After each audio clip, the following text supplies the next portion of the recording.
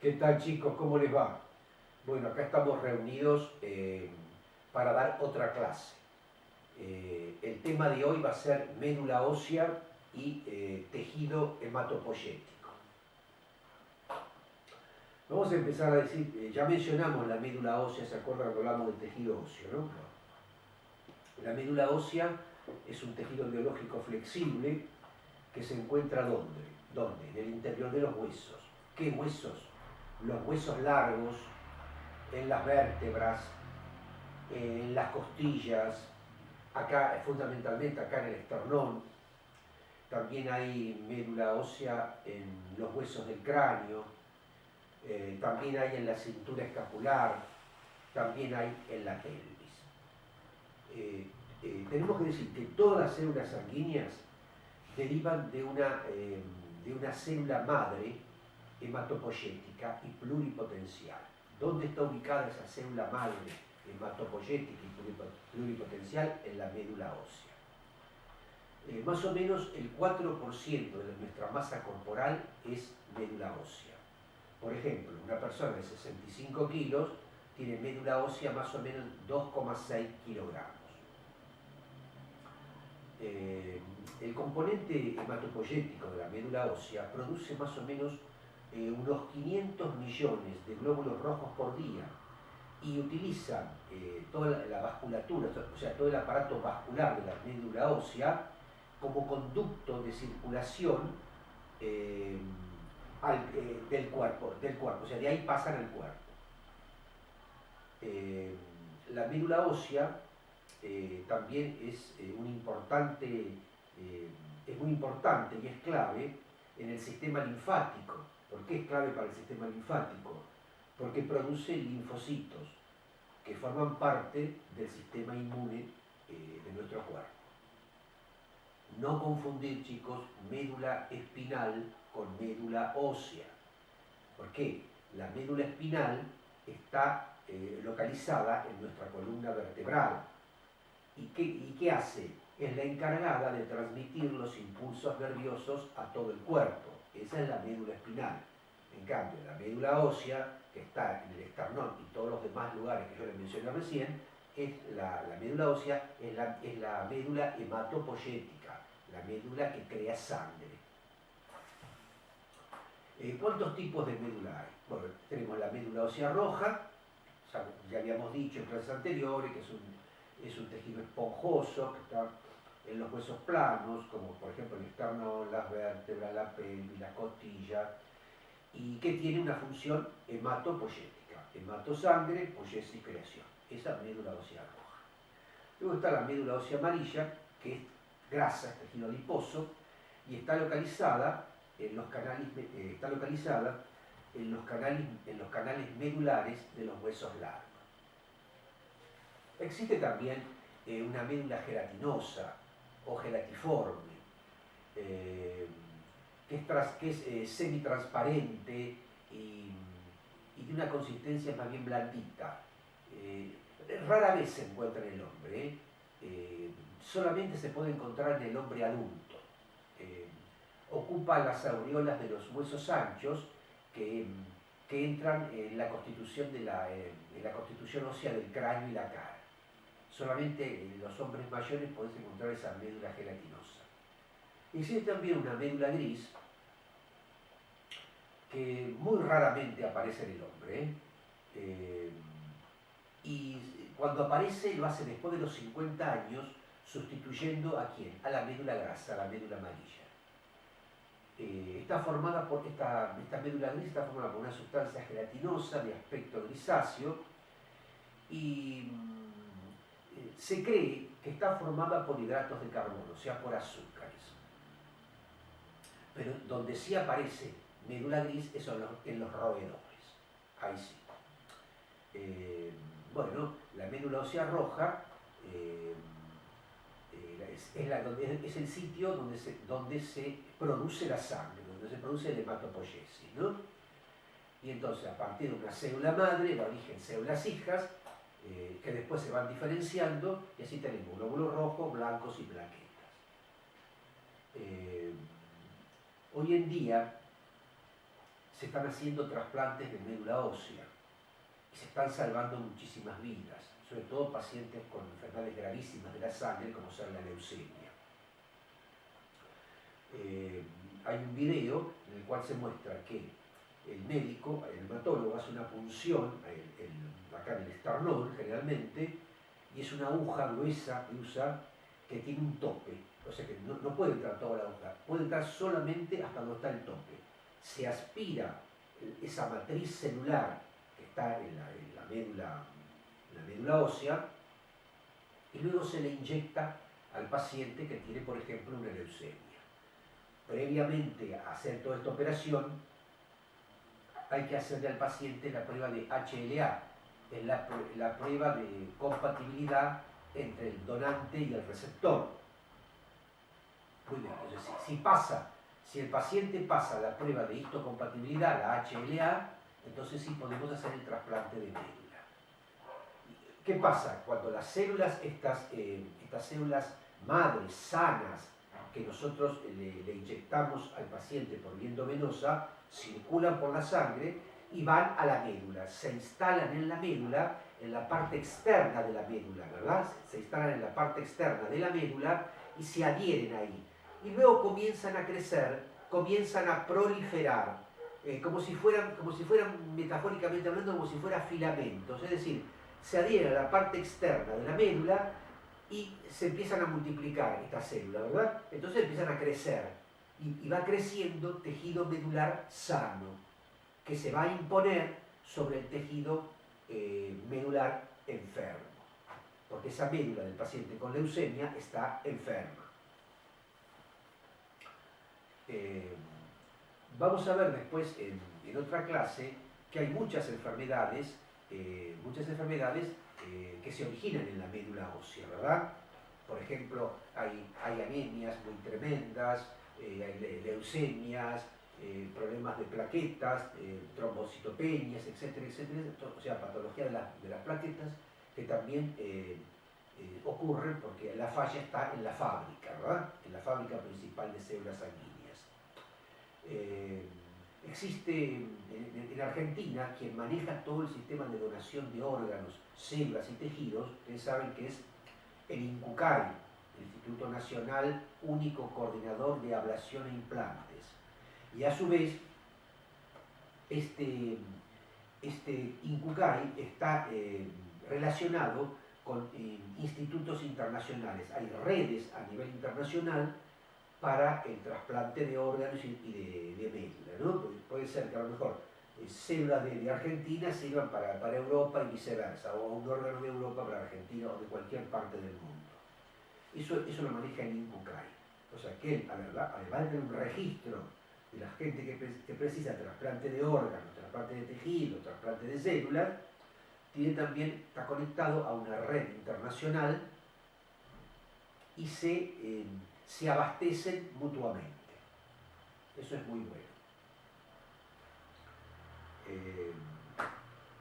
Nosotros, a nivel popular, cuando se hace un puchero, dice, hacelo con hueso de caracú o con osobuco, bueno, lo que está dentro de ese hueso es, que algunos dicen tuétano, es la médula ósea.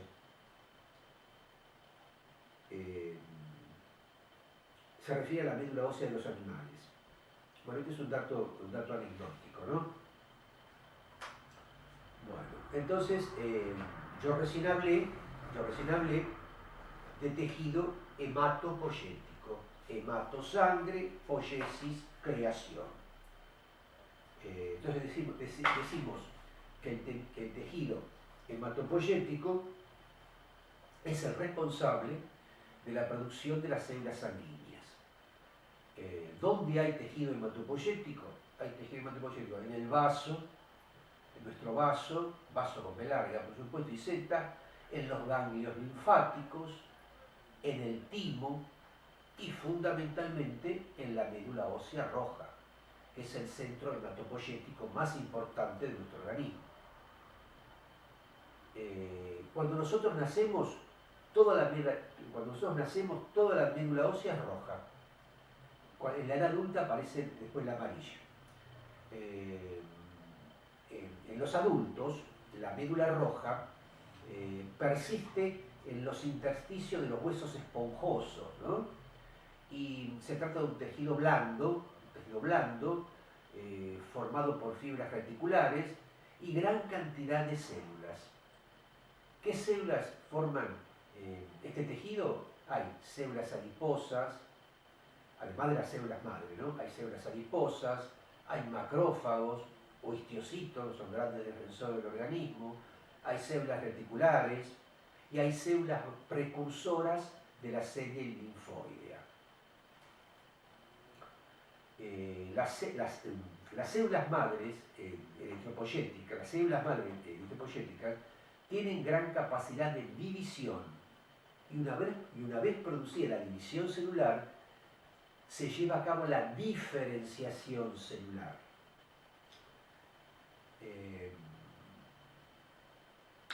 En la médula ósea también se generan linfocitos,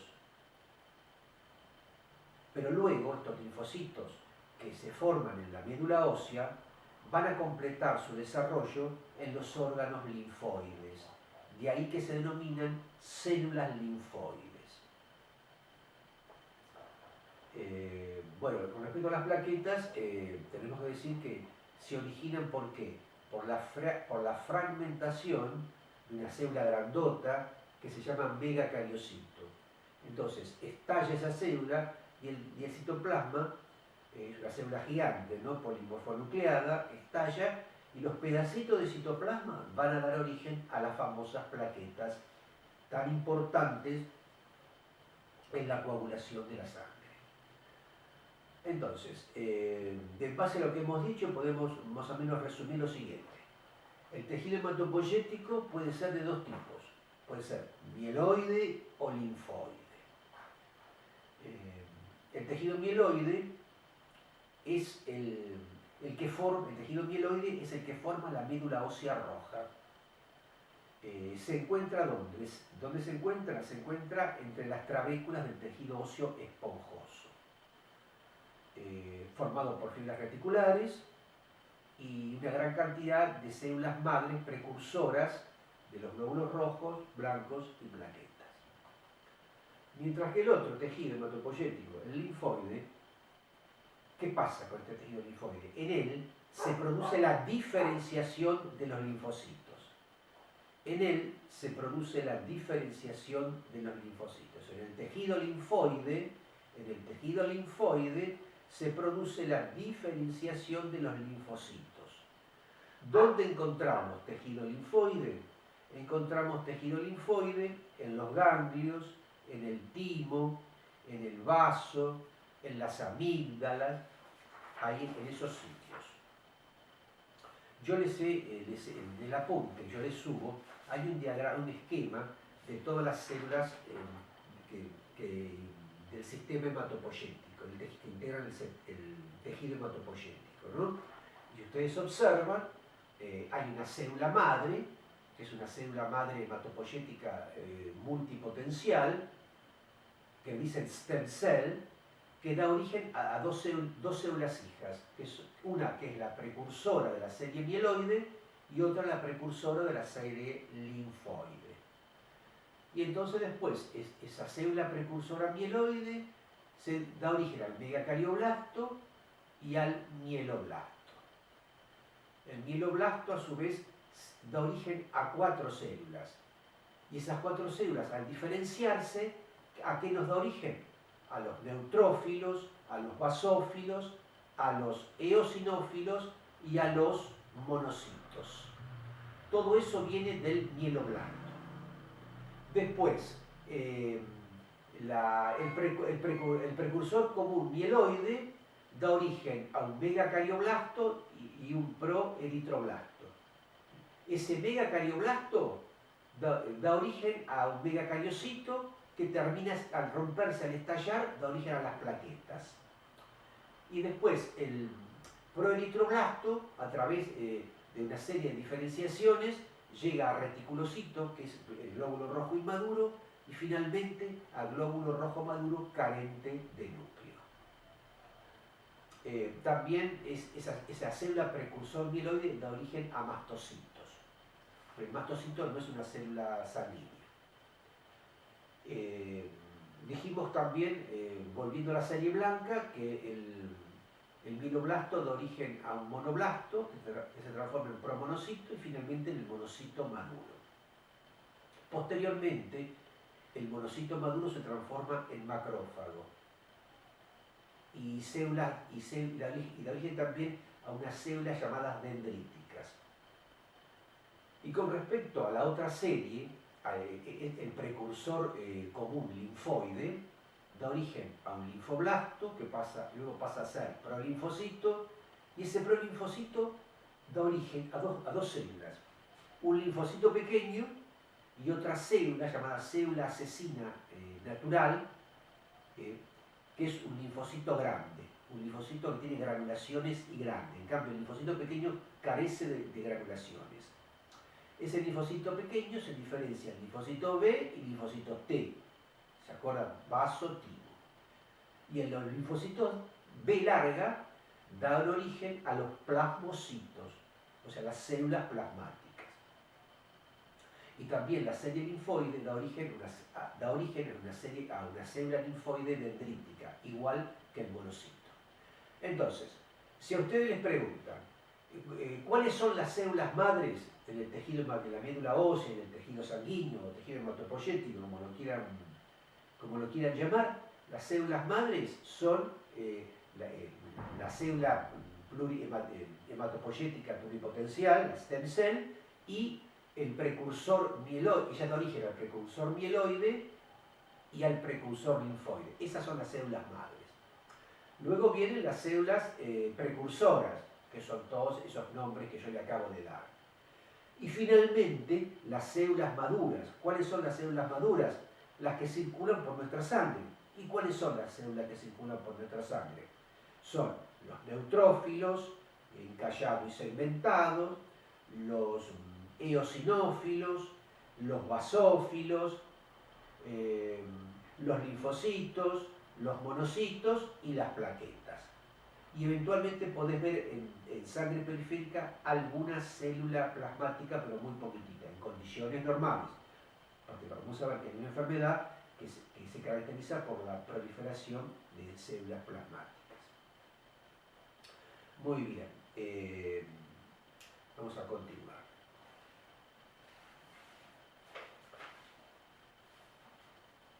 El tejido hematopoyético, el tejido hematopoyético, o mejor dicho, en el tejido hematopoyético, se diferencian perfectamente tres fases. Una es la fase mesoblástica o megaloblástica. ¿Cuál sería esta fase? Esta es la fase inicial. ¿Dónde ocurre? En el pedúnculo del tronco y saco vitelino. Estamos hablando de la vida fetal, ¿verdad? Ambas estructuras tienen pocos milímetros de longitud y ocurre en la tercera semana embrionaria, o sea, en la tercera semana de gestación. Bueno, la segunda fase del tejido hematopoyético es la fase hepática. Ya sigue pasando el tiempo y hacia el tercer mes de la vida embrionaria, el hígado es sembrado por células madres del saco vitelino. Y luego, tercero, en la fase medular o fase mieloide, donde el vaso y la médula ósea fetal presentan siembras de células madres hepáticas. Muy bien. Entonces, estas son las tres fases del tejido hematopoyético. Hematosangre, poiesis, creación. Yo recién hablé de la mielopoiesis, ¿verdad? ¿Cómo podemos definir a la mielopoiesis? ¿Cómo podemos definir a la mielopoiesis? La mielopoiesis viene del griego y significa mielos, médula, y poieo, hacer y fabricar. Bueno, continuando decimos, ya hemos definido la mielopoiesis, su significado en griego, que significa fábrica de mielocitos, ¿verdad? Bueno, entonces conceptualmente tenemos que decir que la mielopoiesis es un proceso de generación, desarrollo y maduración ¿de qué? De los componentes mieloides de la sangre. Estos componentes son aquellos cuyo proceso de maduración en el adulto se inicia y completa en la médula ósea, en contraposición con aquellos cuyo proceso de diferenciación se puede producir fuera de la médula ósea y se denominan linfopoiesis. Entonces, dijimos que la mielopoiesis es el proceso que da lugar a la, repito, generación, desarrollo y maduración de los componentes mieloides de la sangre. ¿Cuáles son estos componentes mieloides de la sangre?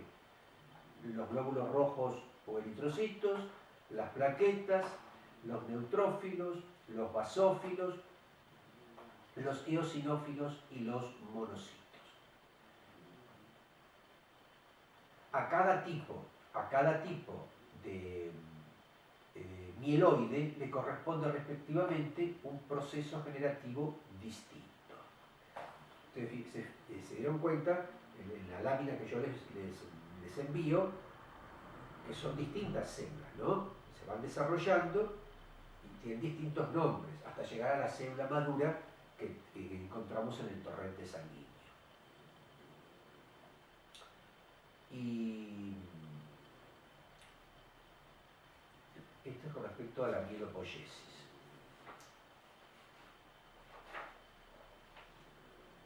También tenemos que decir unas palabritas de la eritropoiesis. Eritro,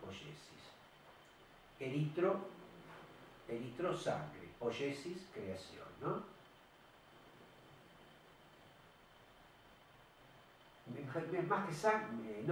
Más que eritro, sangre y poiesis, creación, eritro es glóbulo rojo y poiesis, creación de la serie roja.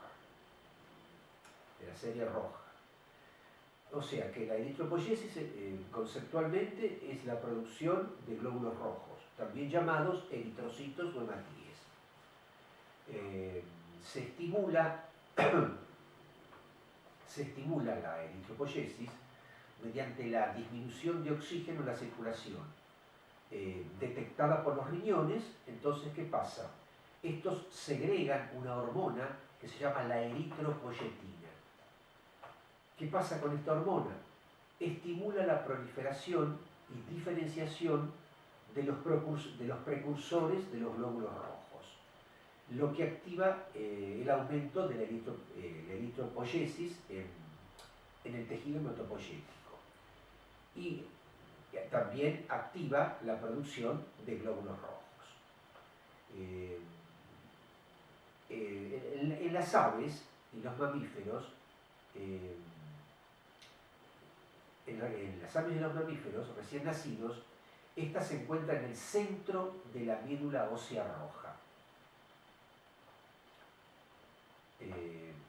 En los fetos, en el desarrollo inicial de los mismos, la eritropoiesis tiene lugar en las células mesodérmicas del saco vitelino. Al tercer o cuarto mes, la eritropoiesis se traslada al hígado y transcurridos 7 meses, la eritropoiesis tiene lugar ya en la médula ósea. En general decimos que cuando aumenta nuestra actividad física puede aumentar la eritropoiesis, ¿no? Pero también hay ciertas enfermedades que nos hacen disminuir el número de glóbulos rojos o eritrocitos. Dijimos también que la eritropoiesis puede ocurrir también fuera de la médula ósea, pero en pequeña proporción. ¿Dónde? En el vaso o en el hígado.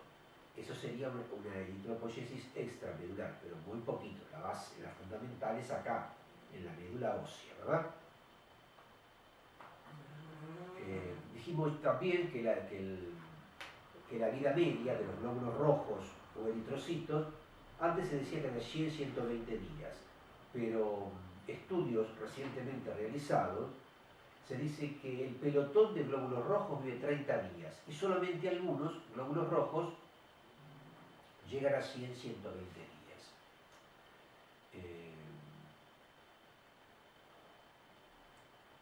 Bueno, los glóbulos rojos se diferencian, ¿no? Como vimos en el esquema, ¿no?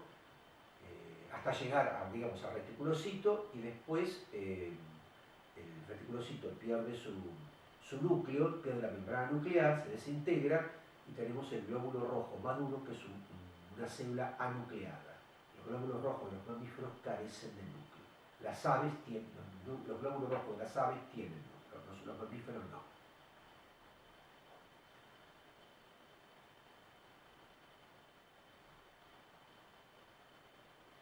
Generalmente, en condiciones normales, reticulocitos tenemos más o menos un 1% aproximadamente. También para la maduración y la formación de glóbulos rojos hay muchas sustancias que intervienen. Por ejemplo, la vitamina B12, también le dicen cobalamina, o la vitamina B9, que es el ácido fólico, son esenciales para la maduración y la formación de glóbulos rojos.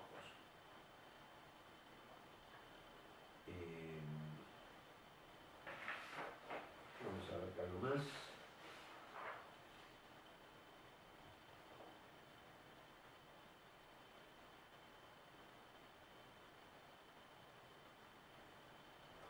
Vamos a nombrar una de las características observadas en los glóbulos rojos durante la eritropoyesis. A medida que maduran, van cambiando algunas características de los glóbulos rojos o eritrocitos. Por ejemplo, el tamaño de las células se reduce y la matriz citoplasmática aumenta en cantidad. Y la reacción de tinción del citoplasma cambia de azul a rojo rosado debido a la disminución de la cantidad de ácido ribonucleico y de ácido desoxirribonucleico. Inicialmente el núcleo es de gran tamaño y contiene la cromatina bien abierta, pero a medida que los glóbulos rojos maduran, el tamaño del núcleo disminuye y finalmente desaparecen el núcleo con la condensación de material de la cromatina. Recordemos que el estadio anterior a glóbulo rojo maduro se llama reticulocito. Es una célula que ha perdido el núcleo, su membrana nuclear y se ha desmembrado. Para nosotros, para poder ver las células sanguíneas, tenemos que hacer una coloración de Maillot-Walienza.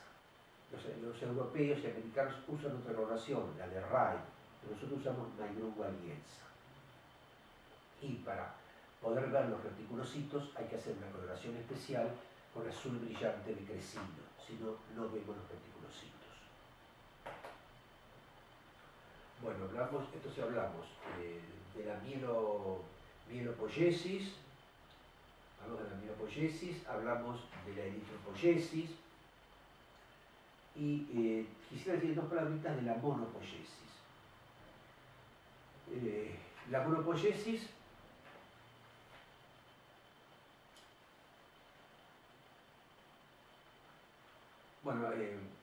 antes de pasar a la monopoiesis, vamos a decir unas palabritas de la granulopoiesis.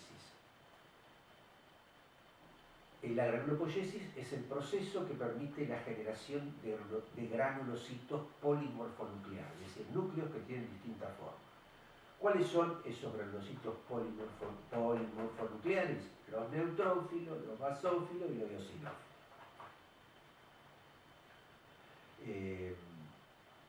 Se llaman granulocitos porque tienen granulaciones en su citoplasma.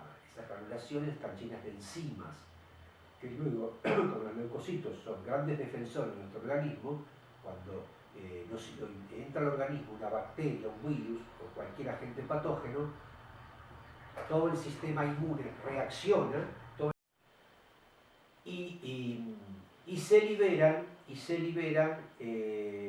enzimas de los gránulos. que van a atacar al invasor. También está la monopoiesis. ¿Qué es la monopoiesis? La formación de monocitos. ¿A partir de qué se forman los monocitos? A partir de una unidad formadora de colonias monocíticas o monocíticos. Su formación está caracterizada por dos fases de maduración. La más importante son los monoblastos y los promonocitos.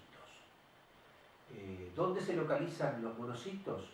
Se localizan, se pueden localizar en distintos lugares. Por ejemplo, en el vaso, en los alvéolos pulmonares, en las células de Kupffer del hígado, etc. ¿Y cuál es la función principal de los monocitos?